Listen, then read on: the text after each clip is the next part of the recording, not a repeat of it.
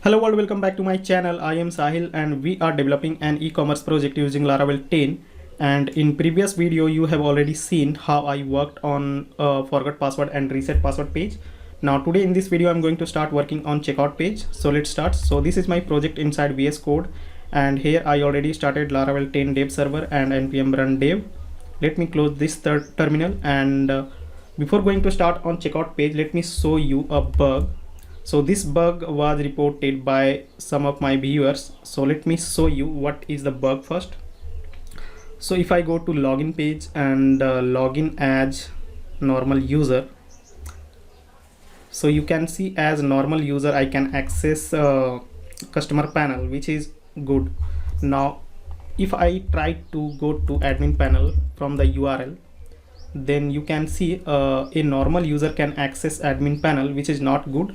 So we have to restrict any normal user cannot access this admin panel, and this admin panel should be accessible by only one admin. Okay, so to fix this issue, let me open Filament PHP official documentation, and from here click on panel builder, and in installation section click on this deploying to production. Here you can see allowing users to access a panel. So we have to implement this contract filament user, and we have to define this method can access panel. So let me go to the project and open user model.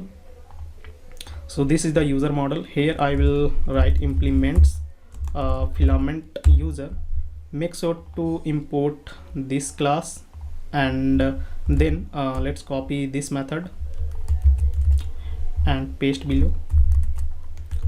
Now we have to import this panel class, so just import this. Let me show you. So you have to import this class, and then I will remove this. So I will allow only one email ID to access admin panel. So for this I will use this email is equal, and then I will write the email admin@gmail.com. so this email ID is of administrator. Okay, so only user with this email ID can access the admin panel. Let me show you. So if I save this and go to the browser, and if I reload, then you can see we are getting 403 forbidden error, because we are logged in as a normal user. That's why we are getting 403 forbidden error. Okay, now if I go to customer panel, let me go to customer panel, then you can see the authenticated user can access customer panel, which is working fine. Now if I log out, and if I go to admin, then this is the login page of admin panel. Now this email ID is of administrator, and I already give access to this email ID to access the admin panel. Now let's click on sign in. Okay, so we have to reload again, and let me go to admin again and click on sign in. Okay, so you can see with this email ID this admin panel is now accessible, which is fine. Now let me sign out, go to customer panel. Now let me log in with a normal user email ID, and if I try to go to admin panel, then you can see we are getting 403 forbidden error. So the issue is now fixed. Now let's move on to checkout page. Okay, so let's close this, and for checkout page we have to logged in. So if I go to cart page, and if I click on this checkout, then this is the checkout page. So here you can see this order summary is now static, and also this basket summary is static. So first we will make these dynamic. Okay, so let's open the project, and from here I will open the component class file of checkout page. So this is checkout page.php file. So here what I will do is I will give a title first. So I will use title attribute class, and here I will write checkout. Okay, and next what I will do is I will get the total items and the grand total. So for this, inside this render method, I will write cart underscore items variable name, and I will use cart management helper class, which is already defined in earlier videos. Okay, now here I will use this get cart items from cookie. Okay, so this method will fetch all the items which is available inside the cookie. Okay, now next I will declare one more variable, grand total is equal to, and here I will use cart management and calculate grand total, and here I will pass the cart items. Now in view method I will pass these data to the blade view file. Okay, now let me open the blade view file of checkout page. So if I go to resources, views, a Livewire, then this is the blade view file of checkout page. So here first I will make this order summary dynamic. So let me find this section first.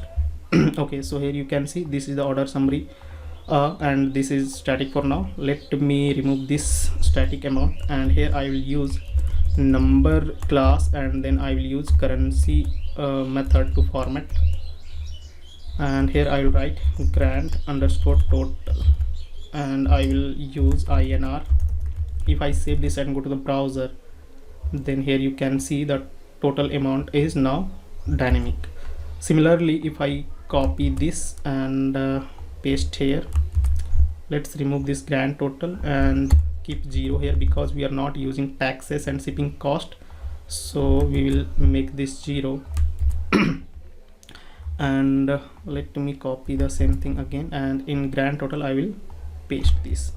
Now if I save this and go to the browser, then all the prices are now showing dynamic. Okay, now let's make this basket summary dynamic. So if I scroll down, then here you can see this is the basket summary section. So there are 3 items displaying here, so we have to go to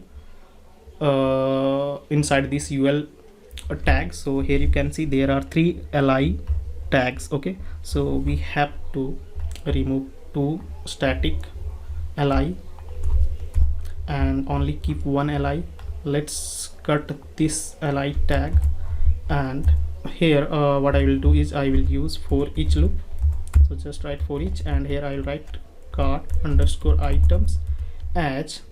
So here I will write ci for cart item and paste the li. Okay, now here I will first use wire key. Okay, wire key is equal to dollar underscore ci and the product underscore id, and for image I will change the alt attribute value. So here I will use ci and the name of the product.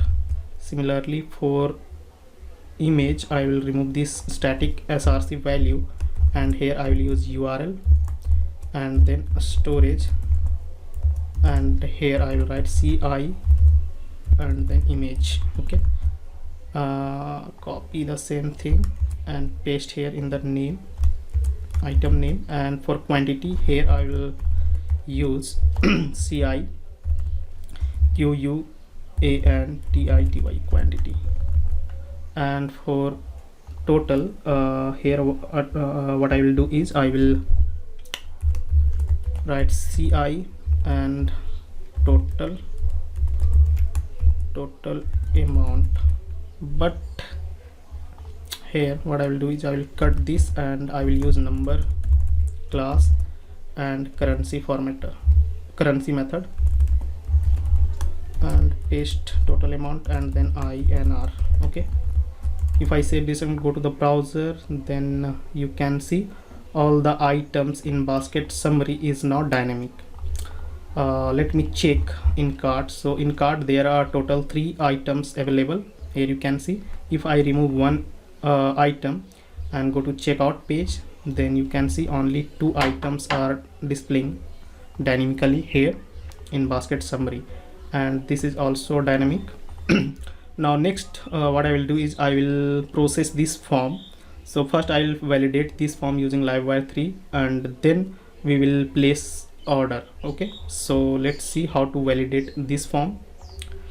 So first what I will do is I will go to checkout page.php file, and here I'll declare some property. Okay, some properties. So first I will declare public first underscore name, and public last name, and public phone, and public street underscore address, and city, state, zip code, and payment method. Okay, so these are the properties. Now next what I will do is I will go to the blade view file, and here so this is the form. Here you can see this is the input field of first name, last name. Let me find the form tag. Okay, so there is no form tag here. So what I will do is I will I will cut this div, and here first I will use a form tag, remove this action attribute. Now inside this form tag I will paste all the code. Okay, now let's go to the form tag, and here I will use Livewire 3 to submit this form. So here I will use wire submit event, and then I will use prevent is equal to place order. Okay, now here you can see this is the input field of first name. So here I will use wire colon model is equal to the name of the property which I just declared in the component class file. Okay, so according to that, here I will write first first underscore name and here you can see this is the last name. So here just write wire model last underscore name, and this is the phone. So just write wire colon model is equal to phone. Let's copy this and paste here in address. Let's change this to street underscore address, and for city just paste this and change this to city. For state paste and just write state. For zip code, here I will write zip underscore code, and then for payment method you can see there are two LIs, and inside this LI we have an input field. Okay, so inside this input field I will use payment underscore method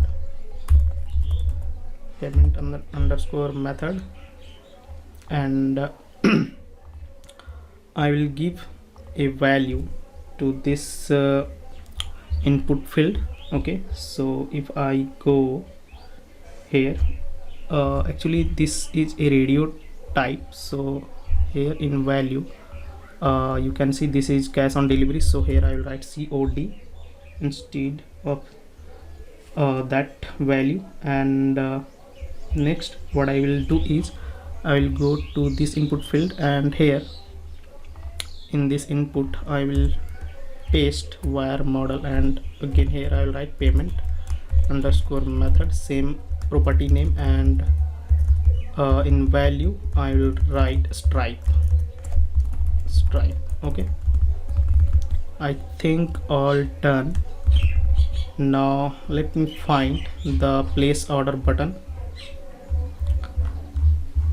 Okay, so where is the place order button?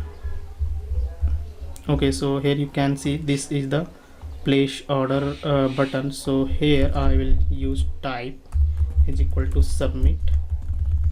Okay, now if I go to checkout page, then we have to define this method. So public function place order method. Okay, and here let me dd and testing. First if I click on place order, then let's see what's the issue here. Okay, an invalid form control with name hosting is not focusable. Okay, so we have to remove the name attribute from the let me show you. So inside this input field there is a name also, I think. So we have to remove this because we are using wire model here. So just remove the name, and from here also just remove this name. No need of this name. Now if I reload the page and click on place order, then you can see we are getting testing. So form is submitting properly. Now next we will validate all the fields. So to validate all the fields, what I will do is I will go here and let me use this and then validate. Now inside this array, what I will do is I will validate all the fields. So first name will be required, which is okay. Last name is required, phone is also required, street address is required, city is required, state, zip code, and payment method is required. Okay, now to display the validation error message in blade view file, what I will do is I will go here. You can see this is the first name this is the first name field. Okay, and here what I will do is I will create another div here. So if I write div and I will give some Tailwind class to this div, like text read 500 and text sm for small, and here I will display message. We have to wrap this div inside a condition, if condition. So actually not if condition, inside error, and here I will write first name and paste this. Now if I come here and click on place order, then you can see this field is validating. So this is working fine. Now accordingly we have to display the validation error message for all the fields. So here I can do one more thing, which is if there is a validation error, then we will also change the border color to red. Okay, so for this this is the input field of first name, and this is all the classes. Now next here I will use @error, EOOR error, and here I will check first underscore name, and here I will write end error. Okay, end error. Now between these error and end error, what I will do is I will write border red 500, border red 500. Now if I save this and reload the browser and click on place order, then you can see along with the message the border of the input field is also become red. Okay, so now next let's copy the same thing and paste here. Instead of first name I will write last underscore name, and I will also copy this one and paste here in the class attribute. Now we have to change it here, last underscore name, copy same thing, paste here. Instead of last name just write phone, and inside the class I will paste, sorry, I will paste this one, and here I will write phone,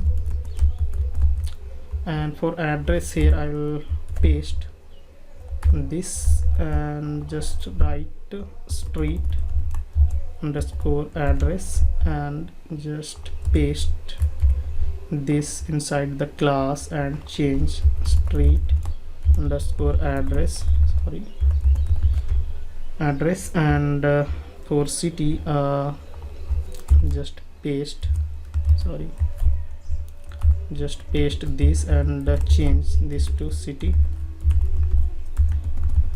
and in class just paste this and change to city. Similarly we will do for state. So paste this and change this to state, and let's paste this here and change this to state.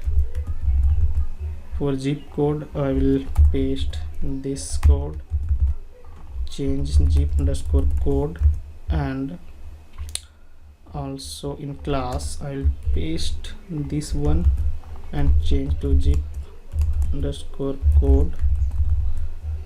So all done, I think. Let me click on place order. So all the fields are validating properly. Now this payment method is not validating, so let me come here, and just below this UL I will write error, and here I will write payment underscore method, and here I will display the text validation text error message. Now if I click on place order, then you can see the payment method field is required. Okay, now if I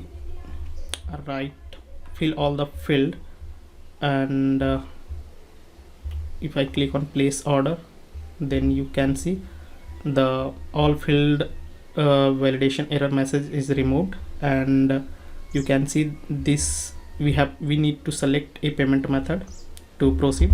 So if I click on cash on delivery and if I click on place order, then all is okay. So you can see I have make this page fully dynamic. Now in next video I will show you how to process the place order functionality. So we will store all the order data, and also will store the address, and we will all see how to integrate Stripe payment gateway. Okay, so thanks for watching this video. If you liked this video, then hit on like button and please subscribe my channel.